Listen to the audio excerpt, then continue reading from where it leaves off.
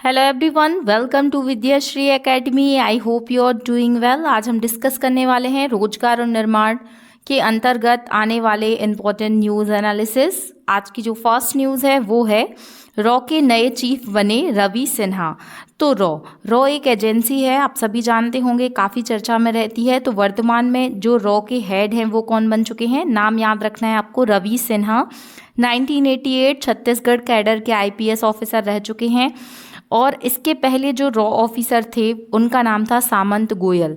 तो ये नाम भी आपको याद रखना है। और जो रवि सिन्हा जी का कार्यकाल है वो कितना है, वो है 2 साल। तो ये नाम आपको याद रखना है। फिर से रिपीट करते हैं, रॉ के नए चीफ बन चुके हैं रवि सिन्हा। सेकेंड न्यूज़ है, आरबीआई के डेप्यूटी गवर्नर बन चुके हैं जिनका नाम है एस जानकी रमन। तो केंद्रीय कैबिनेट की नियुक्ति के मामलों की समिति ने एस जानकी रमन को 3 साल के लिए आरबीआई का डेप्यूटी गवर्नर के रूप में इनको नियुक्त किया है।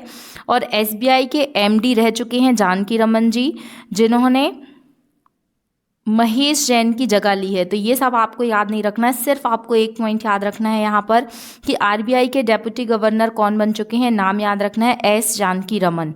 अब ये तो डेप्यूटी गवर्नर की बात हो चुकी। आपसे आरबीआई का स्ट्रक्चर भी पूछा जा सकता है।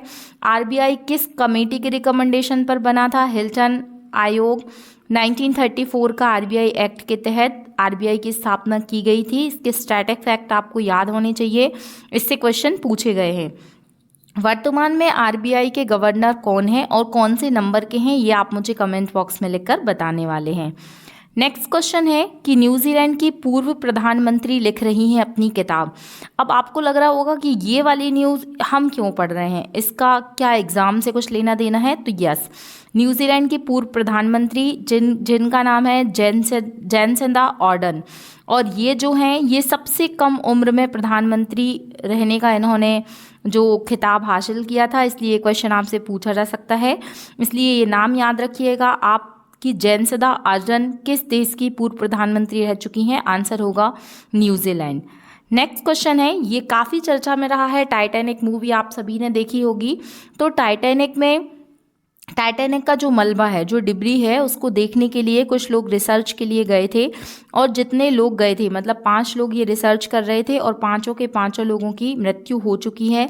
इसलिए ये वाला टॉपिक काफ़ी चर्चा में रहा है कि मशहूर जहाज़ टाइटैनिक का मलबा देखने के लिए गहरे समुद्री क्षेत्र में 5 लोग गए और उनकी मृत्यु हो चुकी है। तो हो सकता है कि आपसे एग्जाम में टाइटैनिक से रिलेटेड क्वेश्चन पूछ लिया जाए, या इससे रिलेटेड कोई साइंस का फैक्ट भी आपसे पूछा जा सकता है कि टाइटैनिक जहाज को किस मेटल से बनाया गया था, मतलब इसमें किस किस का यूज़ हुआ था। तो इसके बारे में थोड़ी सी जानकारी आप पढ़ सकते हैं। 1912 में पहली ही समुद्री यात्रा में बर्फ की विशाल चट्टान से टकराहट हुई थी, जिसके कारण ये जहाज क्या है, डूब गया था। तो ये भी आपको याद रखना है। नेक्स्ट न्यूज़ है, भारतीय विशिष्ट पहचान प्राधिकरण के सीईओ बन चुके हैं अमित अग्रवाल। ये नाम आपको याद रखना है। हम बात कर रहे हैं भारतीय विशिष्ट पहचान प्राधिकरण, जिसे UIADI के नाम से जाना जाता है, जो आधार कार्ड आपका बनता है। आधार कार्ड जो कि आपके हर एग्जाम में कंपलसरी होता है, उसी के लिए जो ये आयोग है, इसके हेड बन चुके हैं कौन, इनका नाम याद रखिएगा। भारतीय प्रशासनिक सेवा के वरिष्ठ अधिकारी हैं अमित अग्रवाल जी। तो ये आपको याद रखना है। 1993 में छत्तीसगढ़ कैडर के आईपीएस अधिकारी रह चुके हैं ये। और तो ये सब हमें नहीं पता होना चाहिए, बट ये नाम याद रखना है आपको कि अमित अग्रवाल कौन है, UIADI के सीईओ बन चुके हैं। नेक्स्ट न्यूज़ है, काफ़ी इंपॉर्टेंट है ये नाम, प्रशा निकजू।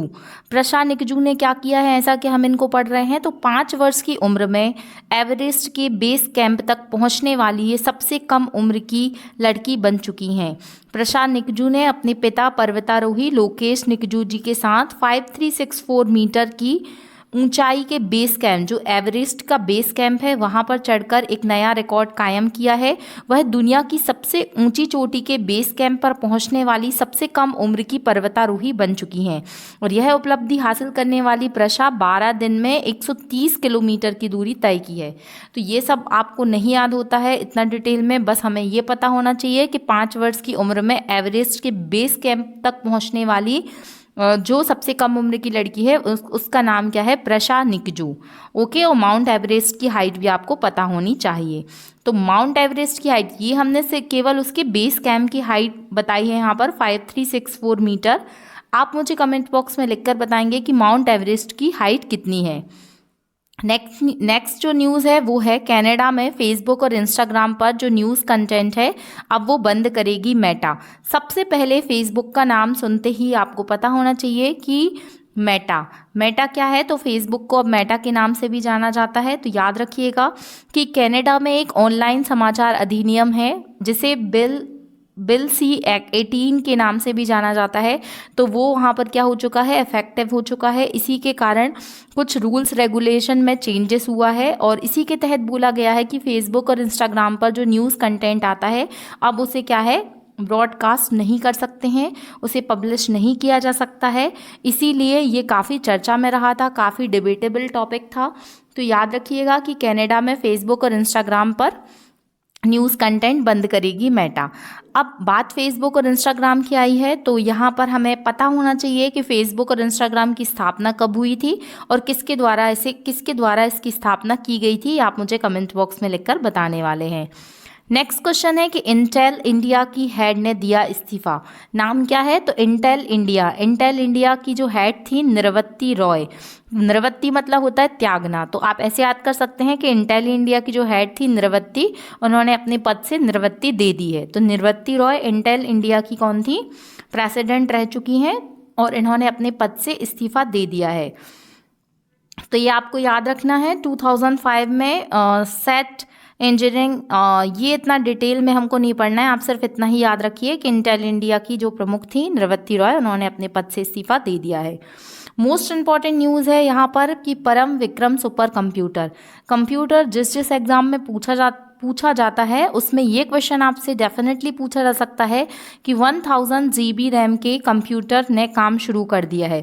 इसे कौन बना रहा है, ये किस तरीके से काम करेगा, आपको इसके बारे में डिटेल पता होनी चाहिए। तो परम विक्रम सुपर कंप्यूटर नाम याद रखिएगा और फिजिकल रिसर्च लेबोरेटरी जो अहमदाबाद में है वहाँ पर इसका काम शुरू हो गया है।